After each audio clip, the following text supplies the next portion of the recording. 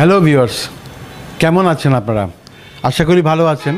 আবার একটি নতুন ভিডিও নিয়ে আপনাদের সামনে হাজির হয়ে গেছি এবং আমার চলে আসা মানে নতুন কোনো ছবির হল লিস্ট আপনাদের জানিয়ে দেওয়া এবং 2025 এই ইংরেজি নতুন বছরের প্রথম চলচ্চিত্র হিসেবে আগামীকাল 3 তারিখ 3রা জানুয়ারি সারা দেশের প্রেক্ষাগৃহে বিভিন্ন প্রেক্ষাগৃহে মুক্তি পেতে যাচ্ছে আমাদের নতুন চলচ্চিত্র মধ্যবিত্ত।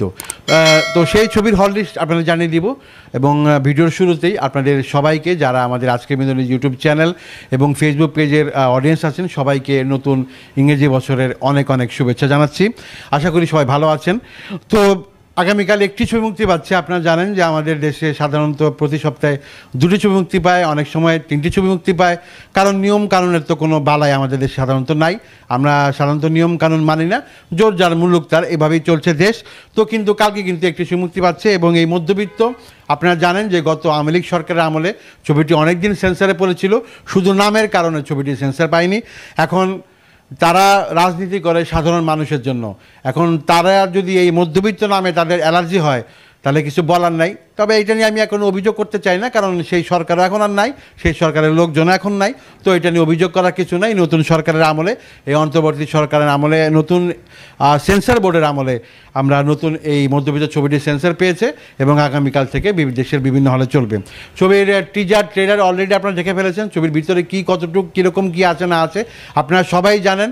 মোটা দাগে উচ্চবিত্ত, মধ্যবিত্ত, নিম্নবিত্ত এই 3 শ্রেণীতেই আমরা আছি। এই বাংলাদেশের মানুষ আছে উচ্চবিত্ত, যারা গুলশান বনেটে থাকে, যাদের অঢেল টাকা, অঢেল অবৈধ উপায়ে আয়, এবং সেই বসুন্ধরা গ্রুপ, যমুনা গ্রুপ যারা আছে এবং যারা আরও আছে, সবাই এই গ্রুপে পড়ে। তারা ওই 580 টাকার কেজির যদি আলুর দাম হয় খেতে পারে। কিন্তু আমরা যারা মধ্যবিত্ত, মানে এই নামের সাথে আমাদের মিল আছে, আমরা মধ্যবিত্ত গ্রুপে পড়ে গেছি।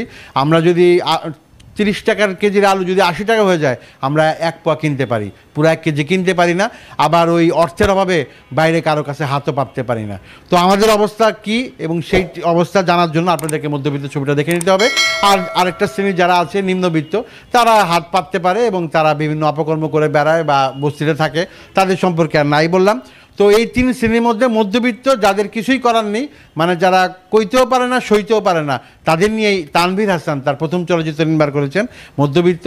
এখন এই ধরনের ছবিগুলি কতটা কি চলে না চলে তার হল লিস্ট দেখলেই বোঝা যায়। মোট 13টি হলে ছবিটি চলবে এবং এখানে সিনেপ্লেক্সও আছে। সারপ্রাইজলি এই সমস্ত ছবি সিনেপ্লেক্সে মানে সাধারণত শো পায়, আমি আসলে অবাক হয়েছি।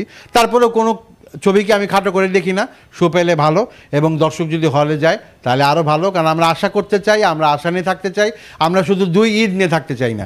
যাই হোক, এখানে মোট 13টি হলে ছবিটি চলবে। এই হলের লিস্টে যাওয়ার আগে যারা আমাদের চ্যানেলে সাবস্ক্রাইব করে আছেন এবং পেজটি ফলো দিয়ে আছেন, তাদেরকে অসংখ্য অসংখ্য ধন্যবাদ জানিয়ে সরাসরি চলে যাচ্ছি হল লিস্টে।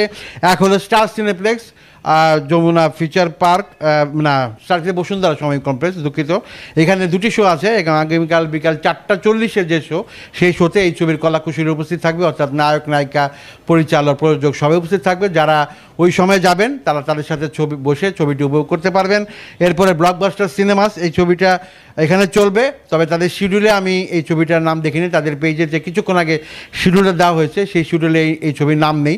এখন চলবে কি চলবে না তারা বলতে পারবে, আমি বলতে পারবো না। নাম ছিল তাই বলে দিলাম। এরপর lion cinemas, Keraniganj, grand river view Sylhet, Rajshahi magic movie theatre, Uttara Banalata cinema, Faridpur Purabi cinema, Mymensingh modern cinema, Dinajpur নসিব সিনেমা, সাপাহার রাজ সিনেমা, কুলিয়ারচর আলোচিত সিনেমা হল, শাকিব খানের ছবি তারা চালিয়ে প্রচুর ব্যবসা করে, চলন্তিকা সিনেমা গোপালদি, সোনালী সিনেমা টেকেরহাট এবং মাধবী সিনেপ্লেক্স মধুপুর। এই মোট 13টি হলে আগামীকাল 3 তারিখ থেকে চলবে আমাদের চলচ্চিত্র মধ্যবিত্ত। তো যারা চলচ্চিত্রকে ভালোবাসেন তাদেরকে আমার কাছে আমি সবসময় বলি, আপনারা বাংলাদেশের ছবিকে সাপোর্ট করেন।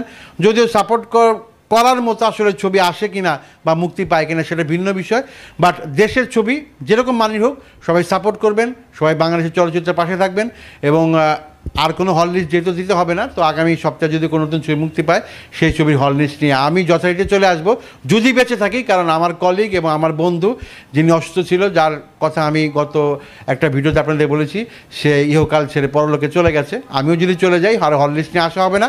যদি বেঁচে থাকি আগামী সপ্তাহে দেখা হবে এবং সবাই ভালো থাকবেন, সুস্থ থাকবেন, আনন্দে থাকবেন এবং বিনোদনের জন্য সব সময় পাশে রাখবেন আমাদের চ্যানেল এইটা, আজকের বিনোদন নিউজ।